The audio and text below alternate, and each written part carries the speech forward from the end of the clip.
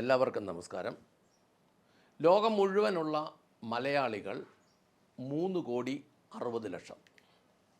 ഇത്രയും മലയാളികളോട് ഞാൻ ചോദിക്കട്ടെ, നമ്മുടെ വരുമാനത്തിൽ നിന്ന് സംസ്ഥാന ഗവൺമെൻറ് നികുതിയായി പിരിക്കുന്ന 1.82 ലക്ഷം കോടിയുടെ 77% എന്ന് മുഖ്യമന്ത്രി VD സതീശൻ്റെ ധവളപത്രം പറയുന്ന ഞങ്ങൾ ജനമിത്ര 92% എന്ന് പറയുന്ന 1.67 ലക്ഷം കോടി ഭരണവർഗത്തിന് ശമ്പളവും പെൻഷനും ആനുകൂല്യങ്ങളുമായി വീതിച്ചു കൊടുക്കുമ്പോൾ അത് ലഭിക്കുന്നവർ ജനസംഖ്യയുടെ 4.65% കൃത്യമായിട്ട്.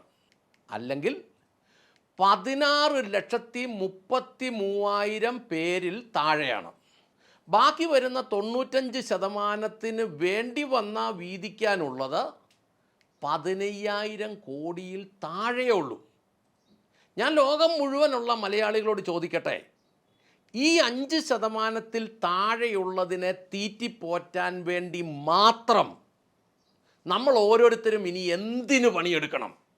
ഇനി ഇവരിൽ നിന്ന് ന്യായമായ സേവനങ്ങൾ നമുക്ക് ലഭിക്കുന്നില്ലെന്നുള്ളതാണല്ലോ സത്യം. നമ്മളിനി എന്തിന് ഇത് തുടരണം?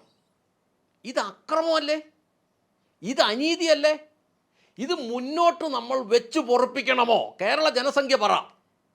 കർണാടക ജനസംഖ്യയുടെ 0.75% അവിടുത്തെ ഉദ്യോഗസ്ഥർ.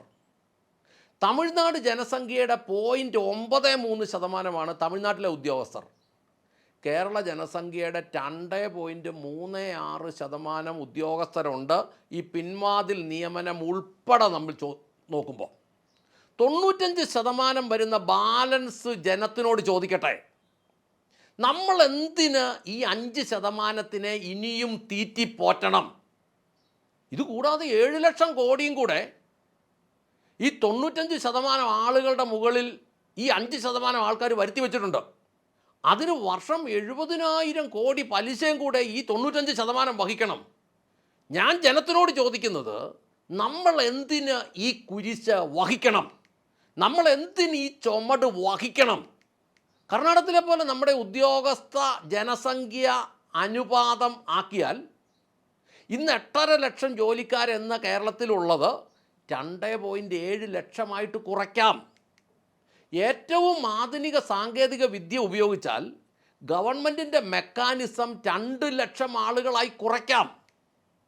ഈ ഒടുക്കത്തെ നികുതി, ഫീസുകൾ, പെനാൽറ്റികൾ, സെസ്സുകൾ ഇതെല്ലാം കൊടുക്കുന്ന നമുക്ക് ബ്ലോക്കില്ലാത്ത, കുഴികളില്ലാത്ത ഒരൊറ്റ നഗരങ്ങൾ പോലും ഉണ്ടോ? നിങ്ങൾ പറ. മര്യാദയ്ക്ക് വാഹനം ഓടിച്ചു പോകാൻ പറ്റുന്ന ഗ്രാമീണ റോഡുകൾ എത്ര എണ്ണം ഉണ്ട്? നിങ്ങൾ പറ. എല്ലാ വർഷവും താറ് ചെയ്തിട്ടും റോഡുകൾ കുഴിയായി പോകുന്നത് എന്തുകൊണ്ട്? നിങ്ങൾ പറ. കൊതുക് ശല്യമില്ലാത്ത ഒറ്റ ടൗണുകൾ നമുക്കുണ്ടോ? നിങ്ങൾ പറ. ചീഞ്ഞളിഞ്ഞ് കിടക്കുന്ന ഓടകളില്ലാത്ത ഒറ്റ നഗരങ്ങൾ പോലും നമുക്കുണ്ടോ? നിങ്ങൾ പറ. പിടിച്ചുപറിയും അക്രമവും കൊലപാതകവും ബലാത്സംഗവും മയക്കുമരുന്ന് വാർത്തകളും ഇല്ലാത്ത ഒറ്റ ദിവസം പോലും നമുക്കുണ്ടോ? നിങ്ങൾ പറ. പിന്നെ നമ്മൾ എന്തിനീ 5% ചുമക്കണം? 62 ലക്ഷം ആളുകൾ 60 വയസ്സിന് മുകളിൽ പ്രായമുള്ളവർ കേരളത്തിലുണ്ട്. അവർക്ക് മാസം 5,000 രൂപ പോലും ക്ഷേമ പെൻഷൻ കൊടുക്കാൻ നമ്മുടെ കയ്യിൽ ഇല്ലാത്തപ്പോൾ നാം എന്തിന് നമ്മുടെ നികുതി പണം എടുത്ത് 25 മുതൽ 30 വർഷം വരെ സർവീസ് ഉള്ളവന് 40 വർഷത്തിന് അന്യായ പെൻഷൻ നൽകണം? നിങ്ങൾ പറ. 3,000 രൂപ പോലും ക്ഷേമ പെൻഷൻ മുടങ്ങാതെ കിട്ടാത്ത 62 ലക്ഷം പേരുള്ളപ്പോൾ നാം എന്തിന് അനേകർക്ക് ഒന്നിലധികം പെൻഷൻ കൊടുക്കാനായിട്ട് ജോലിയെടുക്കണം? നിങ്ങൾ പറ. അയർലൻഡിൽ നിന്ന് ഒരു വിദേശ മലയാളി വളരെ രോഷത്തോടെ എന്നെ വിളിച്ച് പറയുക, സജി, പാലായിലെ തഹസീൽദാർ ഓഫീസിൽ ഒരു തോട്ടം പുരയിടമാക്കി മാറ്റാനായിട്ട് കൊടുത്തിട്ട് 10 മാസമായി.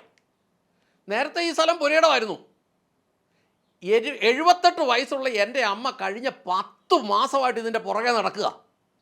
ഇതെന്താണ് സജി കേരളത്തിൽ നടക്കുന്നത്?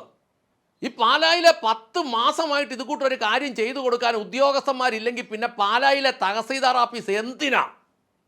ഈ പുരയിടമായിരുന്ന കോട്ടയം ജില്ലയിലും ഒക്കെയുള്ള കുറേ സ്ഥലങ്ങൾ ഈ മനുഷ്യൻ്റെ നികുതിപ്പണം തിന്നുന്ന ഒരു പന്ന ഉന്നത ഉദ്യോഗസ്ഥ തെണ്ടി തോട്ടമാക്കി വെച്ചിട്ട് പോയി. ഇത് തിരിച്ച് പുരയിടമാക്കി കിട്ടാൻ വേണ്ടി മനുഷ്യൻ ഇങ്ങനെ പുറകെ നടക്കുക. ആ മനുഷ്യൻ ചോദിക്കുക, 10 മാസം ഞാൻ ഇതിന് കാത്തിരുന്നാൽ പോരെ?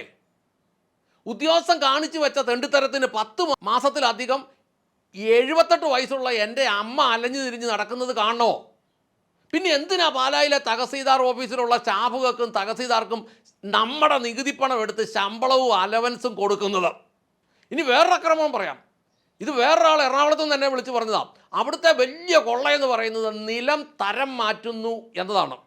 അനേകരെ അങ്ങ് കഷ്ടപ്പെടുത്തി രസിക്കുക അതുമായി ബന്ധപ്പെട്ട ഉദ്യോഗസ്ഥന്മാർ. എറണാകുളത്ത് കൃഷിഭവനിൽ കിയ കാറയിലൊക്കെ വരുന്ന ഉദ്യോഗസ്ഥന്മാരുണ്ട്. വൈറ്റിലയിലും തൃക്കാക്കരയിലും ഒക്കെ കിടക്കുന്ന സ്ഥലങ്ങൾ, മുമ്പിലും അപ്പുറവും ഇപ്പുറവും എല്ലാ സ്ഥലവും 4 വശവും ഫ്ലാറ്റുകളും കെട്ടിടങ്ങളും നിൽക്കുക. അതിൻ്റെ നടുക്ക് കൃഷി ഉണ്ടാക്കണം. നടക്കുന്ന കാര്യമാണോ? എന്തുകൊണ്ട് അതൊക്കെ പുരയിടമാക്കി കൊടുക്കുന്നില്ല? കാര്യം അന്വേഷിച്ച് ചെല്ലുമ്പോൾ എന്നറിയോ, ഇതിൻ്റെ പുറകിൽ ഒരു വലിയ മാഫിയ ഉണ്ട്. റിട്ടയർഡ് ഉദ്യോഗസ്ഥന്മാരാണ് കൂടുതലും. റവന്യൂ ഡിപ്പാർട്ട്മെൻറ്റിലെ ഉദ്യോഗസ്ഥന്മാരാണ് ഈ മാഫിയയിലെ ഗുണ്ടകൾ. നമ്മുടെ നികുതി പണത്തിൻ്റെ 92% വീതിച്ച് കൊടുത്തിട്ട് ഈ ആർത്തി പണ്ടാരങ്ങളുടെ ആർത്തി തീരുന്നില്ലെങ്കിൽ പിന്നെ നമ്മൾ ഇവർക്ക് വേണ്ടി എന്തിന് പണിയെടുക്കണം? ഇവരുടെ അഴിമതി ഷൂട്ട് ചെയ്ത് സർക്കാരിന് കൊടുത്താൽ 500 ഉലുവ പുതിയ ഗവൺമെൻറ് സമ്മാനം പ്രഖ്യാപിച്ചിട്ടുണ്ട്. നിങ്ങളത് ഷൂട്ട് ചെയ്ത് ഞങ്ങൾക്ക് അയച്ചതാ. ഞങ്ങൾ ഈ ചാനലിലൂടെ അത് പുറത്തുവിടാം. നമ്മുടെ നികുതിപ്പണം മേടിച്ച് തീറ്റാൻ കഴിഞ്ഞ് നമുക്കിട്ടുണ്ടാക്കുന്നത് ലോകം ഒന്ന് കാണട്ടെ. നമ്മുടെ നികുതിപ്പണത്തിൻ്റെ 92% മേടിച്ച് കയറ്റിയിട്ട് പിന്നെയും നമുക്കിട്ടുണ്ടാക്കി വെക്കുന്നത് പരസ്യമായിട്ട് നാട്ടുകാർ കാണട്ടെ. ഇവനൊക്കെ വഴിയെ പോകുമ്പോൾ നാട്ടുകാർ കൂകി വിളിക്കട്ടെ. നാട്ടുകാരുടെ മുമ്പിൽ ഈ അഴിമതിക്കാരെ അവഹേളിക്കപ്പെടട്ടെ. ഞാൻ ചിന്തിക്കുകയായിരുന്നു, ആഫ്രിക്കൻ രാജ്യങ്ങൾ കേരളത്തിനേക്കാളും എത്ര ഭേദമാണ്. ലോകത്തിലെ പട്ടിണി രാജ്യങ്ങൾ കേരളത്തിനേക്കാൾ എത്ര ഭേദമാണ്. ഈ 5% താഴെ വരുന്ന പിശാചുക്കളെ സഹിക്കുന്നതിന് ഒരു പരിധിയില്ലേ മനുഷ്യന്? ഇവരെ സേവകരെന്നാണോ വിളിക്കണ്ടേ? ഇവരെ വിളിക്കുന്ന കൊള്ളക്കാരെന്നാണ് വിളിക്കേണ്ടത്? ആണോ ഇല്ലയോ എന്ന് നിങ്ങൾ പറ. നമ്മുടെ യുവാക്കൾ തൊഴിലില്ലാതെ അലഞ്ഞു നടക്കുമ്പോൾ പെൻഷൻ പറ്റിയ വലിയ കുഞ്ഞച്ചന്മാർ സാറുമാർ വീണ്ടും ലക്ഷങ്ങൾ പ്രതിഫലം പറ്റുന്ന തലങ്ങളിൽ കയറിയിരിക്കുക. എന്തൊരു അക്രമമായത്! നമ്മുടെ യുവാക്കൾ തൊഴിലില്ലാതെ അലഞ്ഞു നടക്കുമ്പോൾ, അത് ഉന്നത വിദ്യാഭ്യാസം ഉള്ളവർ അലഞ്ഞു നടക്കുമ്പം പെൻഷൻകാർ ഇറങ്ങിക്കഴിഞ്ഞിട്ട് പെൻഷൻ ഒരു വശത്തുണ്ട്, സർവീസിലിരുന്നപ്പം ഉണ്ടാക്കിയത് വേറെയുണ്ട്, കൈക്കൂലി മേടിച്ചത് വേറെയുണ്ട്, ഇത് കൂടാതെ ആവശ്യത്തിന് ഭൂസ്വത്തുമുണ്ട്. അതുകൂടാതെ സ്വകാര്യ ധനകാര്യ സ്ഥാപനങ്ങളിലെല്ലാം കയറി അങ്ങോട്ടിരുന്ന് ജോലി ചെയ്യുക എന്ന് പറഞ്ഞാൽ ഇരുന്ന കാലത്തും ഇവനെ കൊണ്ടൊരു ഗുണമില്ല, ഇവൻ ഇറങ്ങിക്കഴിഞ്ഞിട്ട് ഒരു ഗുണം ചെയ്യല, ഇവൻ ഈ പുതിയ തലമുറയ്ക്ക് ഒരു ജോലി സൗകര്യം കൊടുക്കുകയില്ല. ഇത് അക്രമമല്ലേ? ഒരർത്ഥത്തിൽ ഇതൊരു തീവ്രവാദമല്ലേ? ഒരർത്ഥത്തിൽ ഇതൊരു രാജ്യദ്രോഹമല്ലേ? ഒരർത്ഥത്തിൽ ഇതൊരു ദേശദ്രോഹമല്ലേ? ഞാൻ കേരളത്തിലെ ഈ 3,60,00,000 പൊതുജനത്തിൽ ഈ 17.5 ലക്ഷം വരുന്ന ഈ അധികാരവർഗം ഒഴിച്ച് ബാക്കി ഉള്ള ആളുകളോട് ചോദിക്കുക, ഈ 5% വരുന്ന കൊള്ളക്കാരെ നമ്മൾ ഇനിയും സഹിക്കണമോ? നമ്മളെയും നമ്മുടെ നാടിനെയും കൊള്ളയടിക്കുന്ന ഇവരെ നമ്മൾ ഇനിയും ചുമക്കണമെന്നാണ് ചോദിക്കുന്നത്. അത് നിങ്ങൾ പറ. ഒരു കാര്യം നടന്നില്ലേ പോലും ₹1 ഒരിടത്തും ഇനി കൈക്കൂലി കൊടുക്കുന്നില്ല എന്നൊരു ഉറച്ച തീരുമാനം നമ്മൾ എടുക്കണം. കാര്യങ്ങൾ നടക്കുന്നില്ലെങ്കിലും പൈസ കൊടുക്കുന്നില്ലെന്ന് തീരുമാനിക്കണം. കേരളം മുഴുവൻ തീരുമാനിക്കണം. ഈ തീരുമാനം നിങ്ങളെടുത്ത് നടപ്പാക്കാമോ? ഇവന്മാരെ നമുക്ക് ഒരു സൈഡിൽ കൂടെ കുറേയെങ്കിലും പൂട്ടാം. ഇനി 1.82 ലക്ഷം കോടി പിരിച്ചെടുത്തിട്ട് 1.67 ലക്ഷം കോടി വീതം വയ്ക്കുന്ന കൊള്ളയ്ക്ക് ഈ വരുമാനം ഉണ്ടെങ്കിലല്ലേ എടുത്തിട്ട് ഈ കൊള്ളയടിക്കുള്ളൂ. ചില കാര്യങ്ങൾ പൊതുജനങ്ങൾ ദീർഘവർഷത്തേക്ക് തീരുമാനമെടുത്ത് നടപ്പാക്കാമെങ്കിൽ ഇവരെ ഒതുക്കാൻ പറ്റും. എന്തൊക്കെയാണെന്ന് പറയാം. അത്യാവശ്യമില്ലാത്ത എല്ലാ വാഹനങ്ങളും, പുതിയ വാഹനങ്ങൾ ഇനി വാങ്ങുന്നില്ല എന്നങ്ങ് വിചാരിക്കുക, നികുതിപ്പണം അങ്ങോട്ട് ചെല്ലാതെ വരും. അത്യാവശ്യമില്ലാത്ത എല്ലാ യാത്രകളും വേണ്ടെന്ന് വയ്യ.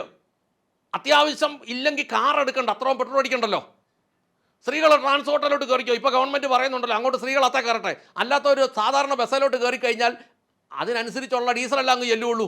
അടിച്ച് ചെന്നാലല്ലേ മൊത്തം വീതിക്കുള്ളൂ. ഇനി അത്യാവശ്യമില്ലാത്ത നിർമ്മാണങ്ങൾ ഒന്നും നിർമ്മിക്കാതിരിക്കാമോ ചില വർഷങ്ങളിലേക്ക്? അത്യാവശ്യമില്ലാത്ത എല്ലാ സേവനങ്ങളും ദീർഘകാലത്തേക്ക് ഒഴിവാക്കാമോ? ആഡംബരങ്ങളെല്ലാം ദീർഘകാലത്തേക്ക് ഒഴിവാക്കാമോ? നമുക്ക് നമ്മുടെ നാടിനെ പിടിക്കാം. നമ്മുടെ ഇവിടെ ഉണ്ടല്ലോ ആഡംബര നികുതി എന്ന് പറഞ്ഞ് മേടിക്കുന്നത് അന്യായ നികുതിയാണ്. ഇതെല്ലാം കൂടെ മേടിക്കുന്നതിനാ ഈ 5% വീതിക്കാൻ. നമ്മുടെ സംസ്ഥാന വരുമാനത്തിൻ്റെ 25% തുക സർക്കാർ മെക്കാനിസം ഓടാൻ മതിയാകുന്ന രീതിയിൽ എന്ന് പറഞ്ഞാൽ ശമ്പളവും പെൻഷനും മറ്റ് ചെലവുകൾക്കെല്ലാം കൂടെ സംസ്ഥാന വരുമാനത്തിൻ്റെ 25% മതിയാകുന്ന രീതിയിൽ കാര്യങ്ങൾ റീസ്ട്രക്ചർ ചെയ്യണം, പുനർക്രമീകരിക്കണം. ഞാൻ പൊതുജനത്തോട് ചോദിക്കുന്നത്, സഹകരിക്കാമോ? നമുക്കിത് ലക്ഷ്യത്തിലെത്തിക്കാം. 95% പൊതുജനത്തിനെ കൊള്ളയടിച്ച് 5% കൊള്ളക്കാർ സുഖിക്കണ്ട. നിങ്ങളൊരു മലയാളിയാണ് എങ്കിൽ, നിങ്ങൾ ഈ 95%ൽപ്പെട്ട ആളാണ് എങ്കിൽ, 95% ജനമുണ്ടാക്കുന്ന വരുമാനം 5% ആളുകൾക്ക് വീതിച്ചു കൊടുത്ത് അവർ മാത്രം അർമാദിക്കുന്ന ഒരു സംവിധാനം മുന്നോട്ട് വേണ്ട എന്ന് ഞാൻ നിങ്ങളെ ഓർമ്മിപ്പിച്ചുകൊണ്ട് നിർത്തട്ടെ. നന്ദി, നമസ്കാരം.